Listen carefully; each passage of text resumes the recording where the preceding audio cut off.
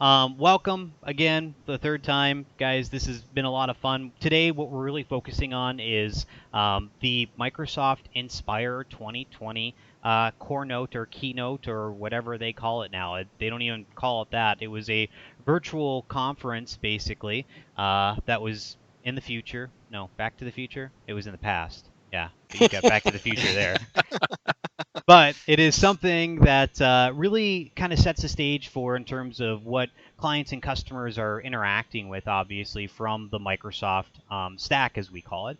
And we felt that it probably made a little bit more sense to go through this and just talk through some of the key points that they have, and even show a little bit too, obviously, as we go through this, because some of the concepts that they talk about, people, I mean, me included, I've been like, well, wait a second, really? Is that truly that easy to do, for example, on some of the things that they covered for the content with it? And these stories become more powerful once you can actually apply them, right? When you can use the tools to be able to do that.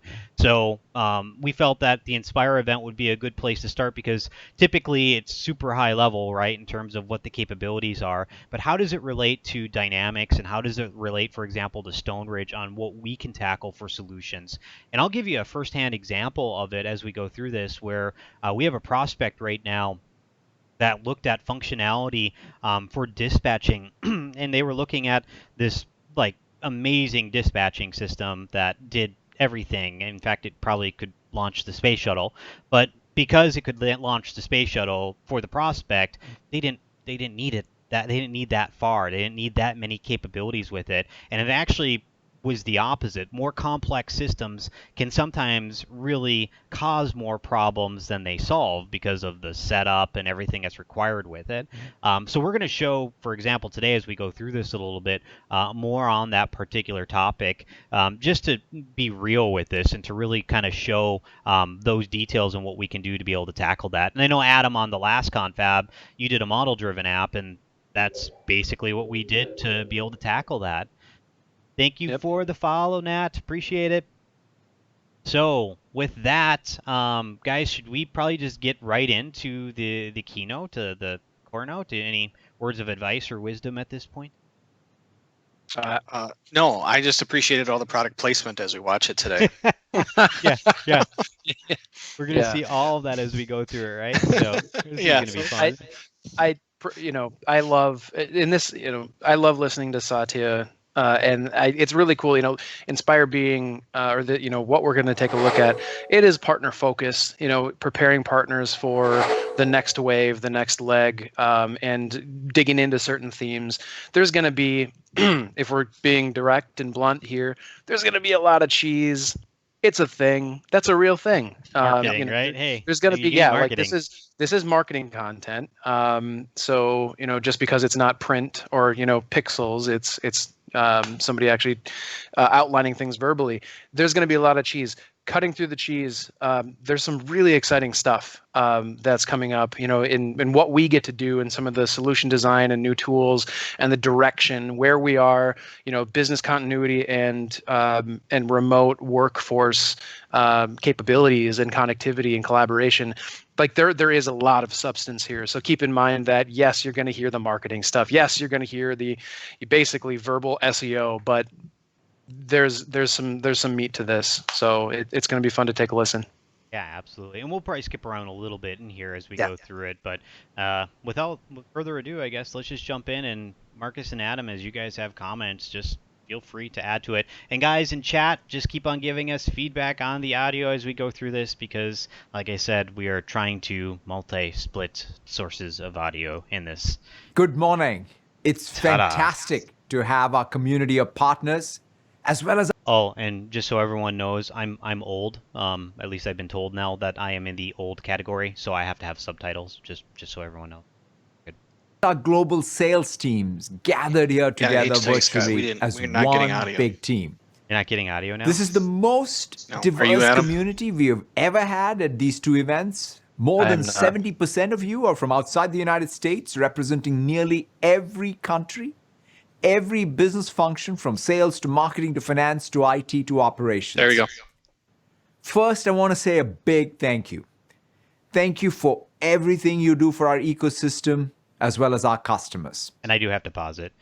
Satya, I love his speaking style. I mean, he has always been really good at speaking, being able to communicate effective points, language-wise. It doesn't feel like there's a barrier with it. Like I said, if you haven't seen some of Satya's other speeches that he's done, I think he did one just recently for Stanford. I think he did one for MIT as well for some of the graduation speeches. It's pretty impressive that what he's able to do. So if you're looking for a good speaker, model after Satya, in my opinion. So, okay. While the start of a new decade typically brings optimism and hope, we quickly saw that this world came to a standstill earlier this year. Confronted by something that's unprecedented by both a public health and an economic crisis, as well as these systemic issues of racial injustice and inequity in our society. These are global issues that require a global response. You all have confronted this, shown leadership amidst these challenges, helped our customers become more resilient during this time of acute crisis as we navigate the response, the recovery, and the reimagined phases together. You've acted as these digital first responders to the first responders, supporting those on the front lines of this pandemic, from healthcare to education to public sector to critical manufacturing and grocery and retail. Yeah, and just to that point, I don't know how many of you on stream have kids. If you do, put something in the chat. We'd love to hear a funny story about what they've done recently. But with that, I mean, it was a pretty huge transition for my kids to move from, in-person learning to digital, and the speed that they were able to do that in was pretty dang impressive. I mean, they weren't using Microsoft Teams, obviously, to start, just because it wasn't really focused on that market as much. They obviously did introduce some of the capabilities to Teams to make it better for that classroom type training and that classroom type setting, with the Better Together mode, I think, as well, which I don't have yet on mine because I haven't updated. But the point is that it really was a pretty big shift. And I can't imagine, like, right now what we do with Skype to get a conference call like working like this compared to what Teams does. I mean, it's a pretty big push on what I do with Streamlabs, but just imagine now that you have 50 or 60 kids that need to connect at different times of the day. The tooling was there. It was pretty impressive to see how quickly it was able to move. I've never seen a backlog hit that quickly, I think, for any sort of enterprise suite or solution in my career. Like, to see that responsiveness and to, there obviously was some development and testing going on as we had been going before COVID broke and everything, but to see them really laser focus on what is the most impactful functionality here, what is going to drive the most value, what is going to help people, especially with remote learning and more of the, the continuity for just folks out there. It was really inspiring to see, not to be too tongue-in-cheek about that, but well, exactly. Right. So, but even like the bandwidth reduction, like the Azure data centers, they had to move everything from HD, well, technically it's still HD, but they moved it from 1080p to 720p. So, very older generations of resolution that are being used with it, not the same as the old TVs, but still the like you said, Adam, those changes were pretty major as you. And you've helped businesses maintain continuity and stay open in the most constrained and the most difficult of circumstances. And as we navigate the response, recovery, and reimagined phases, we all have a collective opportunity, and I would say a responsibility, to define what comes next. We know it won't be business as usual. We will need to develop an acute sense of what should be rebuilt, what should be reimagined, and what should be left behind. I've said this before, the technology sector as a percentage of global GDP has been forecast to increase from 5 to 10% over the next decade. And this pandemic has accelerated that long-term secular trend we've talked about for a long time. To share a few examples, starting with the cloud, 89% of the CIOs say that they will now accelerate their public cloud investments from 54% prior to the pandemic. Okay, that's a The huge number, adoption right? of data Yeah, I and want to AI. pause it right there, right? Wow. Yeah, I was really taken aback by that. That is a huge shift. All three and video are out of sync. Yeah, I don't think, Carl, we're going to be able to fix that. I appreciate that. We do have a little bit of a sync issue with everything. Without investing in lots and lots of hardware and other machines, obviously, we'd have to start going down that path. We've talked about it. We might start doing that. Typically, we're not doing videos like this, so we're not having as many of the sync issues, but good feedback to have, and we're definitely looking into that.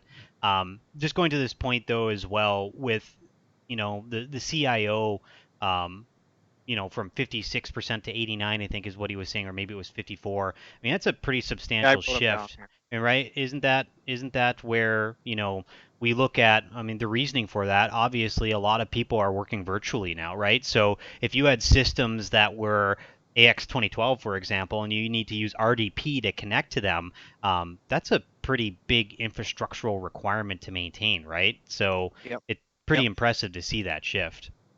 Well, then times the number of users. Exactly. I think these organizations, it's multiplied. It's not just a few people in the accounting department that you're trying to connect. It's entire departments that you're trying to connect. Yep, teams and all that stuff that's required with it, right? Yeah, totally Yep. understand. Yep. Is increasingly a differentiator. In fact, I would say existential for every business. Okay, and so I wanna harp on that for just a quick statement.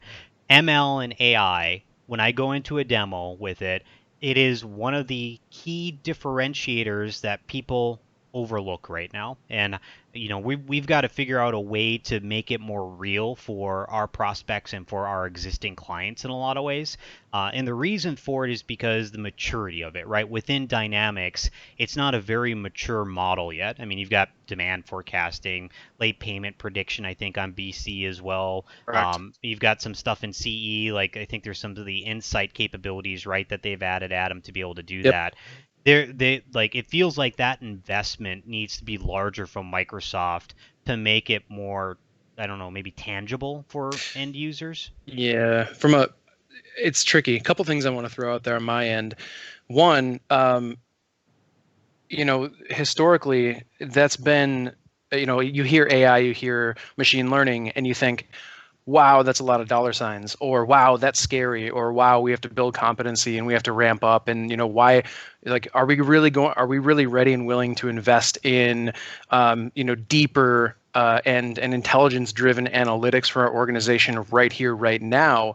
So there are these seeming barriers, right? So that we're building our own barriers as IT managers or as technology leaders in looking at this shift to the Microsoft stack or to use Dynamics or Power Platform tooling. However, with some of the tools that we now have in the toolbox, and that's getting to be a very deep toolbox, we have things like the AI builder this is no code. I'm not even going to say low code, but some of this is no code, and it's building a model and teaching a model with artifacts like images or with data that's already there. So the accessibility is right now anyway. If I told myself that 2 years ago that I was going to start to be building intelligence AI models and incorporating that into lead to opportunity management processes and developing trend analysis to drive like that, the accessibility is just awesome. So for those out there that might be listening and maybe even contemplating jumping into this, it's not scary. And it's not ultra expensive. Yes, there are additional costs, but it's not this big, giant endeavor where you need a specialized team you don't need to be a hardcore data scientist to jump in and start actually adding value from an intelligence perspective with your current state solutions. The other thing I wanted to throw out there too is, yes, we're in sort of a, Microsoft has SKUs, they have D365 sales, they have D365, Business Central, and they, in the customer engagement on that side of the house anyway, we have these additional kind of bolt-ons like sales insights or customer service insights. So they are kind of compartmentalized. I foresee that sort of merging. I expect in the next couple of years, and this isn't in black and white anywhere, this is just me having been in the channel for a while. I expect that a lot of these, sales and customer service and field service will come shipped with a lot more of those deeper dive intelligence components. Exactly. So, right now they do feel a little disjointed and they're separate, but this is all sort of coalescing, and we're going to see a lot more of these intelligence-based, intelligence-driven features, functionality, and potentially even core tenets of design start to incorporate a lot more of this. And that was long-winded, and I'm sorry, but it's just so exciting. Like it's really exciting. It's a major differentiator. I mean, and that's the point, is that we have some of it right now. We should be investing more into those capabilities and the strategy around that, because like you said, Adam, I built an app very quickly using form builder and then using language recognition or handwriting recognition that was for another prospect, and they're just like, what? I can't believe you did that in a couple hours. And it's just like, yeah, I didn't have to. We can do it real time with customer. Like we can exactly. just we can jump in and do. And it's never been this accessible. It's never been this. There are considerations and there are certain things that you have to be mindful of, but to be able to bring that to a conversation and actually kind of roadmap, how does this add value to your organization and where do you see this fitting in for your users? To do that in real time and have that conversation along with the visible technology and going through the configuration is huge. Yep. And this platform, this is like Britt said as well, it is the next platform. I mean, you look at what they've done with the cloud platform. This is all modern technologies that typically then you maintain and basically add to for the next 20 years, right? That's typically what a platform is that they do with it. So, and we're at the infancy of this. We're at, really since 2016 is where I would say that the true power platform, AI investment, Azure investment, there was some before, and I don't want to say that there wasn't, but that's really where that traction started heating up then on the vision of what's going on with that. So it's pretty cool to watch. As is this multi-sense, multi-device collaboration, which has made remote everything possible. These secular trends are fundamentally changing every industry, reshaping every industry, whether it's public or private sector. Just take the surge in telehealth. More than half of the primary care visits at some of the major healthcare systems are now being conducted virtually. And providers are increasingly relying on new capabilities like these AI-assisted bots to ensure patients get the information they need whenever and wherever they need it. Or take e-commerce, which has been pulled forward multiple years, according to one analyst. Offline retailers are embracing new models like contactless shopping, curbside pickup. And we're seeing more innovation than ever in fintech as people put aside their physical wallets in favor of digital ones, and banks are harnessing. Well, that move forward of e-commerce initiatives that he talked about. So companies had these things in the pipeline, and they're not only executing them, they're deploying them now. And we've really just seen that in the last 6 to 8 months. I mean, at least the prospects I'm working with, I wouldn't say all of them, but I think the majority of them have an e-commerce initiative that they want executed on. Yeah, and I'd say the last ones I've been involved with, they absolutely do. A lot of integrations as well, right? A lot of integrations into Amazon, into other, major retail sites basically that also have their own digital platform for that as well. Okay, I gotta figure out one second here because Dustin, stop. Yeah, exactly. The power of AI to manage risk. See if I can do stuff. And manufacturers in every category, from discrete to automotive to agrochemicals, are moving to automate everywhere, simulate anything, and quickly advancing from early experiments with IoT and AI to rapid adoption at scale, creating digital twins and using mixed reality for remote assistance and field service. While the pandemic has taught us that no business is 100% resilient, those fortified by digital technology are more resilient, more capable of transforming when faced with these secular structural changes in the marketplace. We call this tech intensity, and every organization in every industry will increasingly need to embrace it in order to be successful and grow. We're working with the Harvard Business School to develop a framework as well as a scorecard to gather an in-depth understanding of our companies across industry sectors use technology to drive business innovation as well as transformation. Tech intensity inside of an organization creates new operating architecture, breaking up the traditional silos to expose the technology and data and business process workflows inside the company in a very modular platform. This enables citizen developers in collaboration with their digital and IT teams to respond to these changes in the marketplace, this new opportunity with agility. Our collective opportunity is to channel this intelligent cloud and the intelligent edge era into tech intensity for every business on the planet. Our solution areas were built for this era, and they are your tools to help.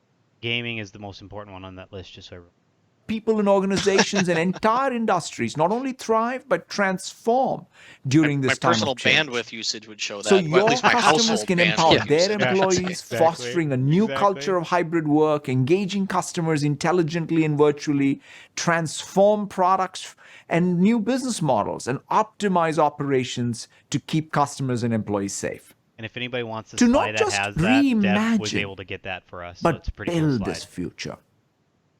Heard that. Today, I want to spend time on the building blocks that power all these solution areas. And Okay, this is where we start getting to more of the meat and potatoes, right? From a marketing content, meat and potatoes. But still, Dynamics 365, Microsoft 365, GitHub, Power Platform, Azure, and then the security, compliance, and identification, right? So, or identity management. The solutions then. So when we go into a demo, we use all of these almost every single time.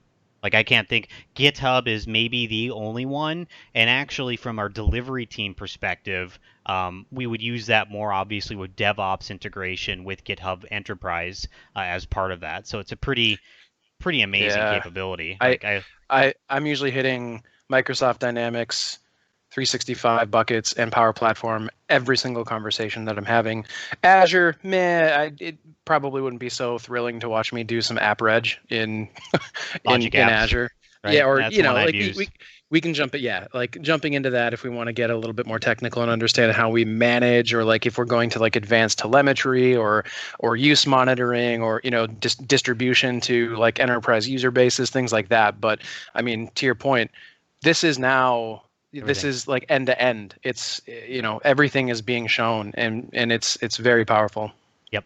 Enable you to drive our customers' digital transformation and share what we are seeing, the ingenuity of the people and the organizations using our tools and platforms, your services, to reimagine what comes next. And call out how you as partners can build more successful businesses and add more value to customers by taking advantage of the core architectural principles and coherence that's built into the tech stack. Let's start with Azure. More than ever, organizations are relying on Azure to stay up and running and support critical workloads, from healthcare triage with AI-assisted bots to digital twins in manufacturing to e-commerce in retail. We are the only cloud that extends to the edge, from Azure Edge Zones for 5G to Azure Sphere for secure IoT. And we're removing barriers for anyone who wants to migrate to the cloud by addressing their data sovereignty and regulatory needs. We have 61 data center regions today, more than any other cloud provider, and more compliance certifications with 90 plus. In fact, security, the compliance is what I get asked all the time, especially med device, medical. I mean, they have all these rules around that, government as well. I mean, Azure tackles that. I mean, it's just pretty amazing. We announced 7 new data center regions this last fiscal year alone in Italy, Israel, Mexico, New Zealand, Poland, Qatar, and Spain. Key to our data center approach is sustainability. Our customers see this urgent need and expect us to take action. As part of our commitment to be a carbon negative company, our ambition is for our data centers to generate net zero emissions, which will include having diesel-free backup power by 2030. Today, we have more than 200 ongoing sustainable development projects around the world, including a partnership with First Solar to build a first-of-its-kind data center region in Arizona, powered by 100% by renewable solar energy.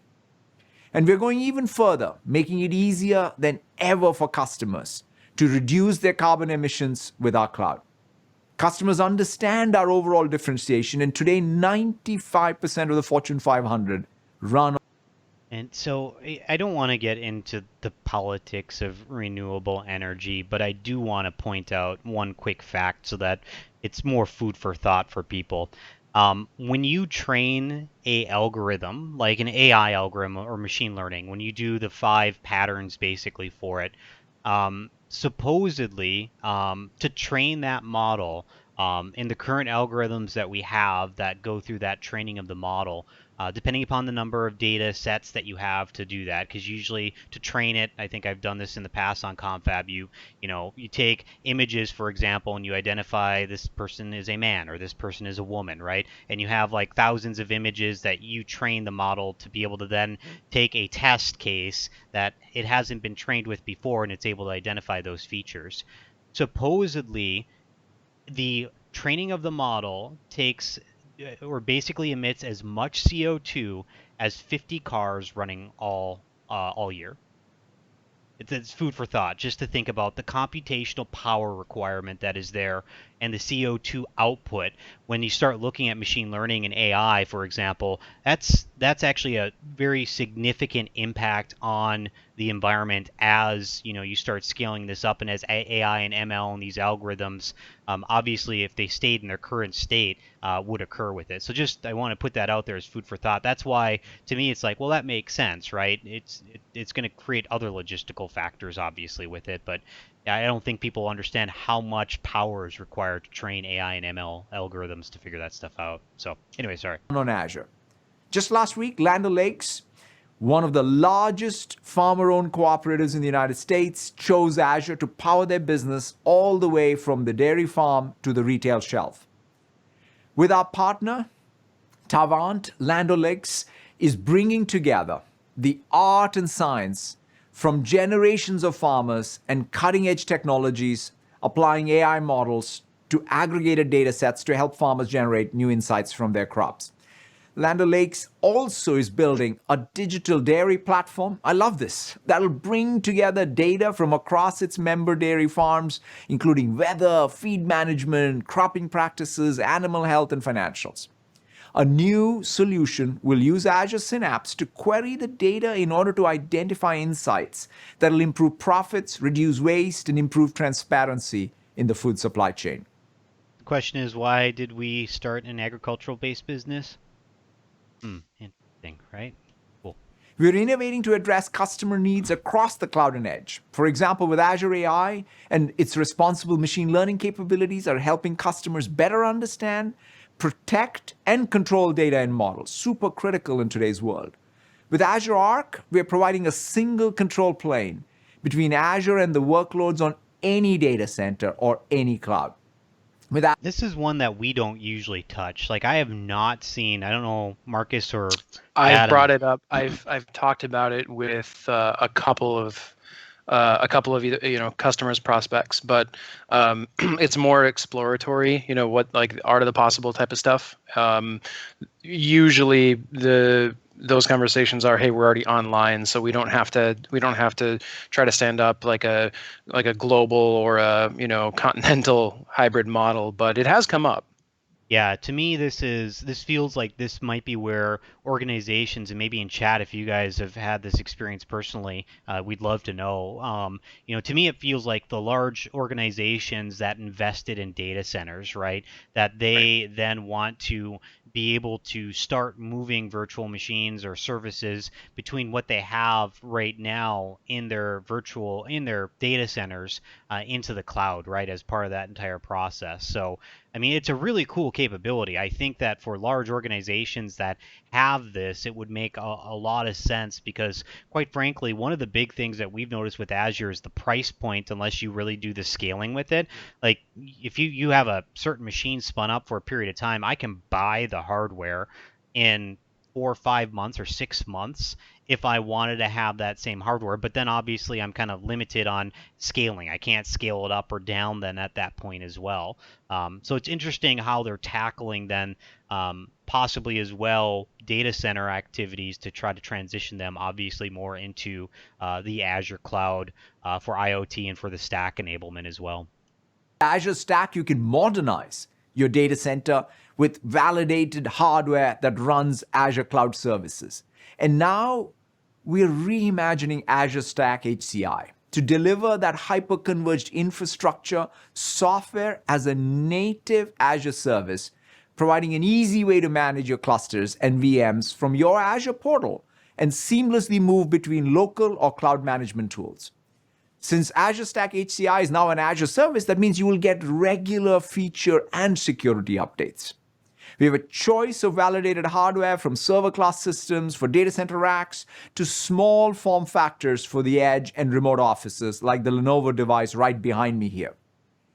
When I step back and think about this infrastructure there's across nothing the else cloud behind and the there edge that's placement. and the Nothing. incredible impact our partners and customers can have with it, there's one story that brings it home for me. Let's take a look. So this all started very early on in the entire pandemic. You heard in the news every day that there was a need for more ventilators. One of our colleagues wanted to create a device to help improve ventilator capacity in splitting ventilators between two patients. To do that, we needed to run hundreds of millions of simulations that in total required almost 1 million compute hours. We applied to the COVID-19 HPC consortium, and then they paired us with Microsoft. Those are 3D printers in the background, SLA, just so everyone knows. AI for Health. They pulled in experts, and they figured out everything we needed for the infrastructure while letting us focus on the science. By Monday morning, we had completed 800,000 compute hours and finished the entire job within 1 week of submitting the application. We used the Azure Cycle Cloud platform because it allowed for dynamic, resilient computing. We were able to get 800,000 compute hours over a weekend. It was pretty amazing to be able to submit for FDA approval less than a week and a half after requesting the compute time. We hope that having a device like this will allow physicians to have a safer way for making these difficult decisions. What an amazing life-saving device. Professor Randall's work, so critical in today's world, exemplifies the impact we can have when we are able to simulate anything with the power of the cloud. Now let's turn to developer tools. We have the most used and the most loved developer tools, no questions asked, on the planet to build any app on any platform. Most loved. Is that a true statement? Jeez. I don't know, right? It's like, wait a second. So hey, let's be fair here. Opinion? We all love it. We all love Yeah, it, you yeah. know. But and obviously we're talking about Git right now. So yeah, probably the most Pure used cheddar or net, one of the yeah. most used. But like, oh, the cheese. Yeah.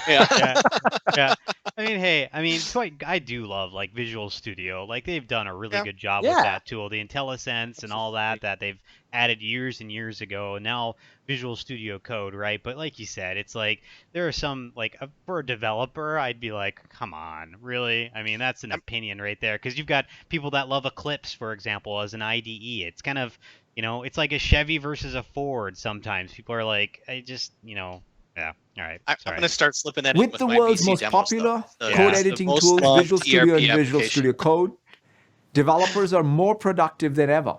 With GitHub, developers around the world are able to collaborate and build software together. Over the last few months, we've seen increased developer activity across multiple measures: pull requests, pushes, and real-time collaboration.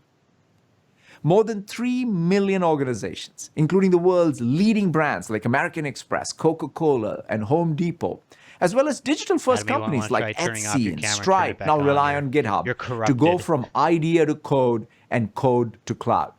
This modern developer service applies not just to startups and enterprises, but also to the public sector.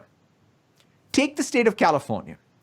Like other governments around the world, California needs to quickly share information with citizens in the event of an emergency. Every second counts, and the state is relying on GitHub and Azure DevOps to rapidly churn out code and applications and websites in a fraction of time it would have taken us to do in the past.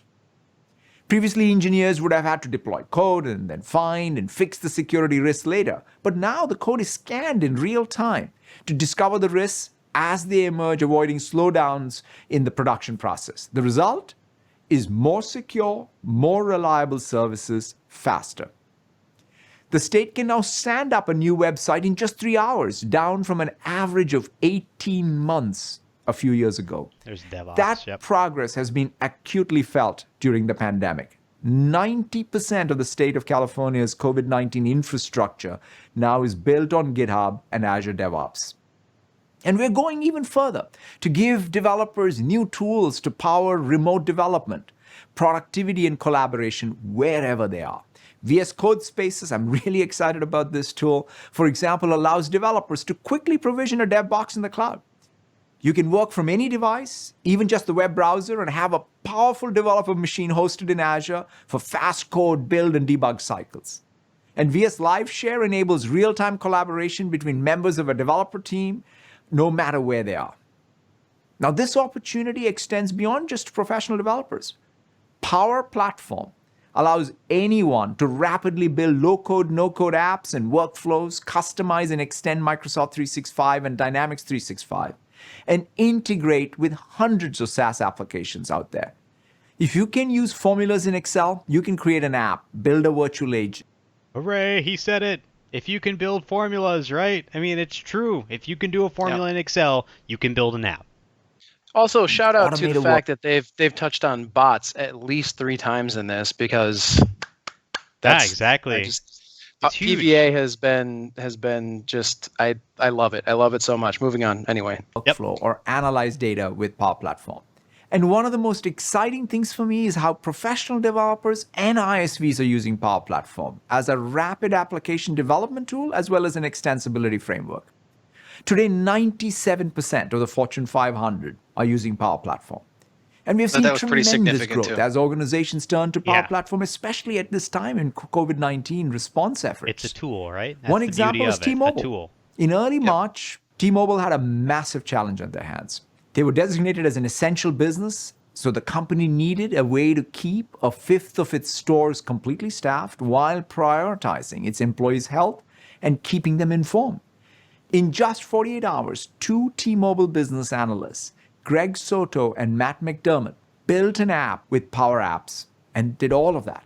Their app let T-Mobile employees share their work status, including if they were available to work and willing to work. Managers could see who was already working in a store and who was working remotely and who was willing to work but didn't have a physical store to work in, and use all that information to do that complex reallocation of staff. The solution allowed T-Mobile to keep retail associates employed, keep their customers, including the very important first responders, connected. Today, we are making it easier for any business to return to the workplace with the same confidence that T-Mobile had. Our new return to workplace solution in Power Platform helps organizations manage their return to workplace experience end to end. It has 4 components. First, managers can use it to make informed decisions about when to reopen a physical location using data like COVID-19 infection rates. Theoretically. Second, employees can access these self-service tools to check into work or self-screen before entering a building. Third, leaders can use it to actively manage COVID-19 cases. And finally, facility managers have the tools required to manage occupancy and supplies and keep their locations open safely. Because it's all built on Power Platform, the solution is fully customizable and can be extended by partners. So, and that's pretty cool, right? I mean, to be able to develop something that quickly and respond to it. And during the presentation today, just to highlight that, so, I actually have been working on something very similar to this. Of course, we have to have some type of a demonstration, right? I've been working on something very similar for a prospect that we've been working with, where we went through and we showed, I think I mentioned earlier, a dispatching capability. And one thing I just wanted to highlight here, after Adam's presentation, he inspired me to go out, and I've never created a model-driven app ever. I've never touched a model-driven app. I've messed with solutions and things of that nature, but I wanted just to highlight this. So this is an example very quickly. I built a dispatch system. Like it's demo code a little bit right here, right now. But basically what I'm able to do is I have, for example, a new entity called dispatch orders. These dispatch orders actually come from Dynamics 365 supply chain and actually take what are called loads that we use for for work, to be able to issue picks and things of that nature inside of the system. And what I did is I used the universal scheduling board, the scheduling resource capability that we have to be able to basically go through, and you can see here, I was able to add an entity with it. I've got my own view, for example, dispatch order scheduling here.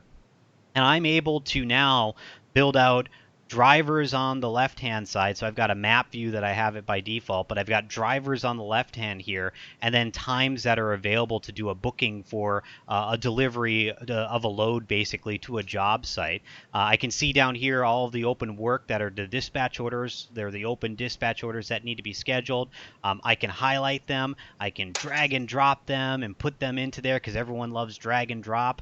I can move around the time if I want to as well. I can take it and then basically look on the map if I wanted to, and drill in then as well on the map. For example, there's my headquarters that I have, all the different requirements that are out here as well that have not been scheduled, you can see are out here to do route optimization and planning related to it. So this took me 4 hours. It took me a little bit longer because I had to learn a little bit about, how this control interacts inside of here.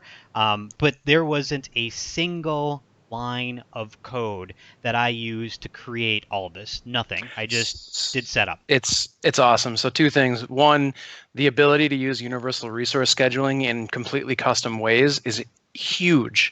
Advanced scheduling, easy to use, flat experiences, drag and drop. It's just awesome. This isn't relegated to just cases, work orders, field service, customer service, project operations. We can take this and abstract this away from the first party apps and use these tools to develop really, we're talking about COVID tracking and tracing right now. So, the genesis of these more advanced tools is right here, as Scott's showing. The other thing, and Scott, if I can steal the screen for a second. Yeah, absolutely.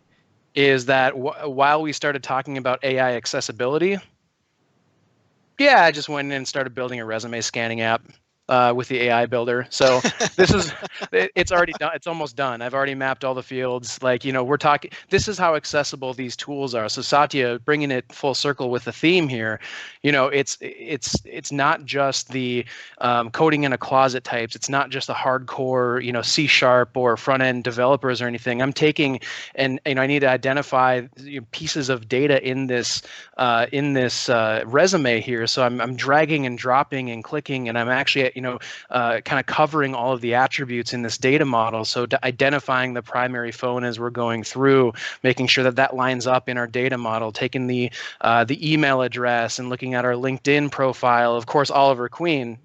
This does not count for the geeky cameo of the week. I'm just going to throw that out there right now. But this is how easy it is to start working with intelligence-driven, like analytics, form scraping, trend analysis, a number of different things. So we've, this is awesome stuff. Absolutely, just amazing what we're able to get to with it now. Anyway, I just figured I'd go in and start doing it. So now I've got a resume scanning AI model to be able to work with. Pretty sweet. All right, let's keep going. We geeked out for a second there. Sorry, we had to go back to technology, right, with it and show. Let's go. Huge opportunity as we speak for every one of you. It's already being used by organizations including CBRE, the world's largest commercial real estate services firm, to manage their return to the workplace experience. And together with Microsoft 365 and Azure, we have a full set of solutions to help any organizations keep employees productive and safe wherever they work. Now, there's one other aspect of Power Platform I want to highlight, because it's accessible to anyone in an organization, and it enables anyone with a big idea and the passion to carry it through to make it real and scale their impact. That includes people like Greg and Matt at T-Mobile, as well as a manager at Sterling Bank in Nigeria. Let's take a look at the video. My name is Foyi Olajide Bello. I work with Sterling Bank PLC here in Nigeria. The first app I built came about from the request of a business user saying, we would like to put this Excel sheets on OneDrive. And I said, what we need to do is we need to build an app for this. And I built my first app using Power Apps. After that, people got to hear about the app and how quickly it was done. I'm like, oh, Foyi, I would like to build an app. So I thought to myself, why should I upskill myself alone and Why should every other person not know how to do this themselves? So I thought about the idea of Citizen Developer Academy. So the user group, we started with 2, and we started to grow in that way, and we're currently 1,200. And when they learn, they get so inspired, and they go back to their communities, they go back to their schools to start up local user groups there. So we'll have events, and most of the speakers will be male. That was what started out Textilers. We're currently over 300 women, all passionate about helping and supporting each other, using our knowledge in the Power Platform. For me, the Power Platform is not just another tool. It's actually a transformational agent. And I believe strongly that if we all get into this revolution, we'll get to a point where our whole country, Nigeria, will be totally transformed. Yeah, it's marketing, right? Once again, but it is absolutely true. I mean, there's so cool. It is so easy to do, so easy to add control, so easy to design it. As Dave Stallman said, huge. Just huge, right? Incredible to see how Foyne, without any development background, was able to identify a problem in her business, take action, and then go on to inspire and teach others to do the same. Now we're getting to D365. Now let's turn to Dynamics 365.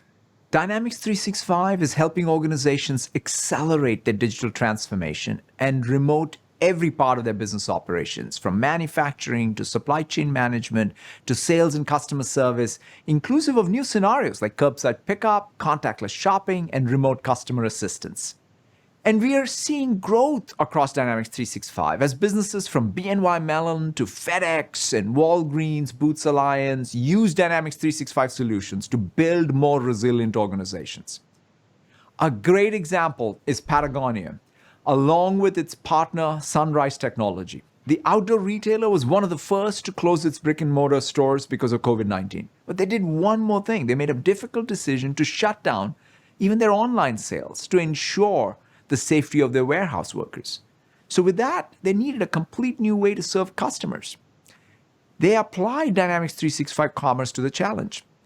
With the distributed order management capability of Dynamics 365, Patagonia can new feature that was added at 8.1, distributed order management, DOM. So it's interesting to see them highlight a specific feature inside of Dynamics 365, but pretty cool. Ship inventory to a customer from a store or from a warehouse, optimizing to get a single shipment to the customer.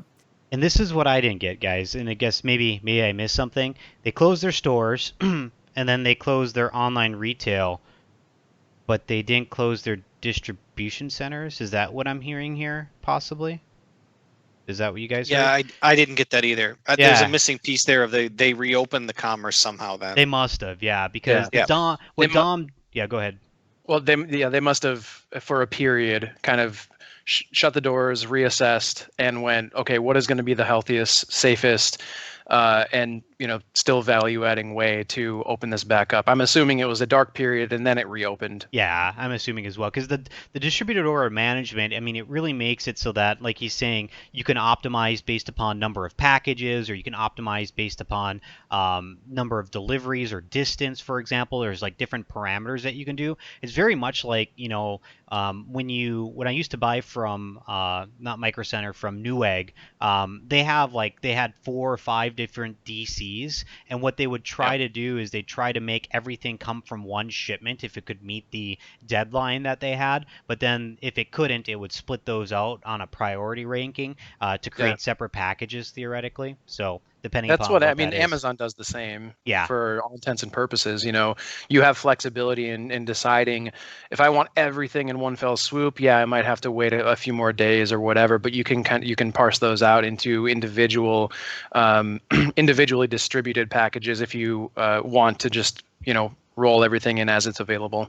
Yeah, and Carl makes a very good point. It's very flexible as well with outbreaks, right? So you can actually set up then saying a DC is shut down, for example, so that orders are not fulfilled from there, so that then they're either fulfilled from store, if there's a store in the region that has that availability or stock, or theoretically from another DC then as those responses are required. So, but that's also enabling and empowering consumers. So having that level of configurability and actually being able to inform supply chain and receipt of any purchased goods, that's huge. Yep. exactly. That's why mobile point of sale enabled rapid deployment of curbside pickup options, helping Patagonia ramp operations thoughtfully and safely while reducing the load on all locations, including their warehouse, and offering great customer experience. Patagonia's business need is not unique, and we are helping other retailers adapt to this challenging environment with new, innovative ways to serve their customers.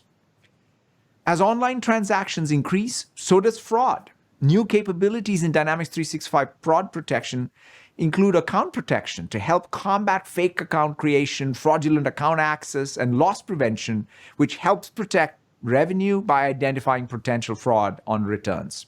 Yeah, I'm going to stop right there because that's really kind of the end of that, and I know we're getting closer to time. I guess there are two that I wanted to show here, guys. I don't know if you had other ones as well. One was the introduction of DataFlex with Teams, right? So the new name is, from what I heard, right, Adam? We're at DataFlex now for Teams and DataFlex Pro for CDS. Is that what this is now? Is that? Okay. Pump the brakes because sorry, my battery it's just been a day, guys. It's been a day. You're gonna come on a trip with me. But no, DataFlex actually has been sort of paused right now because there is litigation because it infringed copyright, potentially. So okay, never mind what I said. The name. Yeah, so DataFlex. You know, we all know that Microsoft loves to rebrand and change names constantly, but DataFlex, the big announcement is already sort of like we don't know yet because there is lawsuits, or there's a copyright thing out there. So TBD. The message is, and Scott, you can give a little bit more body to this. The message is building a relational database underneath Teams as a development platform, which is hugely exciting. Like that is an enormous takeaway. Building apps in Teams, basically, like right? Naming be damned. Like the ability to build solutions with a relational DB underneath it, just in modern workplace, like just in Microsoft 365, is enormous, especially for SMB customers. Yep, I agree. Let's go like one of the scenarios that they had. So they talk a bit about Teams and some of the capabilities there, and we just don't have time, obviously, to go through everything. One of them that I did want to show, if we're not going to be able to show DataFlex, I don't want to add confusion to it. We'll see. Just know that there's probably rebranding of the common data service. They really, in my opinion, CDM versus CDS, it is really confusing. I mean, we for a period of time had to have discussions internally on what it really was, and getting end users to understand the concepts, it's too much. They need to rebrand that effectively, not like they did with Dynamics 365 Enterprise versus, we had two finance products at one point, and it was like finance for enterprise, finance for SMB or something like that. I don't remember. It was just people still get confused. Exactly. So you've got to think through that a little more. So, but the other one here is how they use this new endpoint together. Data loss prevention in Microsoft 365 Azure, helps organizations identify and protect sensitive information across all their endpoints. A great example is how this is built into our new Edge browser. I'm loving using it, allowing that granular controller data without any additional plugins or agents. Now, together, these tools and platforms offer unparalleled integration, architectural coherence, and extensibility. Take this scenario. For example, you can start with just a list of items in SharePoint. No code, just a list. You can then add workflow in Power Automate so that they can run whenever you make changes to that list. You can then build an entire app on top of it. Still no code, just using Power Apps. You can integrate it into Teams and collaborate with others in your organization. You can add advanced scenarios with the help of pro developers using Visual Studio. And with Azure Cognitive Services, you can build your own AI assistant. Like thinking here, how many of these I haven't touched, and so far help with workflows. Every time you ship a new version of your assistant, you can use GitHub Actions to do CI/CD and deploy to Azure automatically. I haven't done that one. All of this development can be done in the browser using code spaces if you want to. That's newer. And all the data that is produced and managed by this app can go into Azure Synapse and then be reported in Power BI and used to generate insights inside of Dynamics 365. And ensure that all the data is protected using Azure Active Directory, data loss protection, as well as conditional access. That's the architectural coherence that can power your business as well as your customer value. All of these capabilities are available today. Yep. Moreover, this tech stack contains your building blocks to reimagine the world and have impact in your local communities. It's both our opportunity and our responsibility. This is what grounds us in our mission to empower every person and every organization on the planet to achieve more. And with that, I mean, I know that they have for you guys, if you want to pick this up and watch it offline for the final portion of it, because we're out of time here. Basically, we kind of stopped at 23 minutes and then cherry picked some of the other areas with it.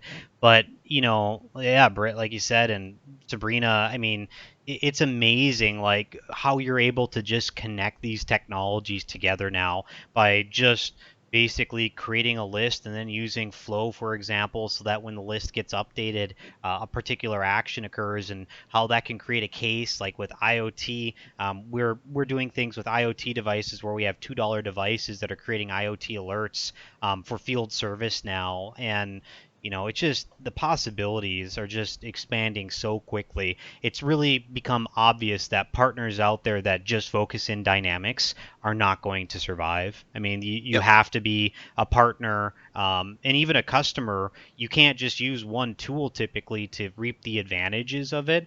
The Microsoft capabilities are going to be more tightly integrated than the competitors, intentionally so, right? But even then, some of the competitors too. We've talked about that at the beginning of our confab. If there's a better tool, we want to exhibit that and show that, right? And that's right. The architecture allows for you to be able to do that, which is pretty spectacular. Definitely. Yeah, it's exciting. It is. All right, guys. Well, we are at time. I wanted to shout out to everyone and say thank you for joining us today. Obviously, we've had geeky fun. Who's the cameo? Deliciousness for the week is actually super geeky button-up like beach shirts. This is this is an all over print Critical Role shirt. This is why I chose my background today. Back to the Future Part 2.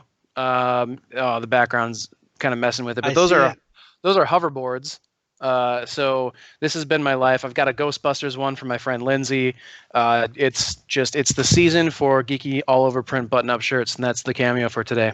That's awesome. So 2 weeks from now, I think, Sabrina, I don't know if you want to post in chat here. I know that you were on, or at least I saw you chatting. I think what we have from 2 weeks from now, aren't we going through the Wave 2 release, Adam? Wasn't that I believe kind of that is the plan. Okay. Yeah, that's the plan. You know, we just had that opened up, hands-on with it. We've got some really cool things to walk through and some really exciting pieces that I know that the channel's been waiting for, and that there are some unexpected bullets in there, so it'll be a lot of fun. And we do also have a time change. Exactly. Yeah. Thank you, Marcus. Yep. So we will have it. We'll start at noon. And the reason for that is, sadly, I've got a demonstration I have to be a participant on.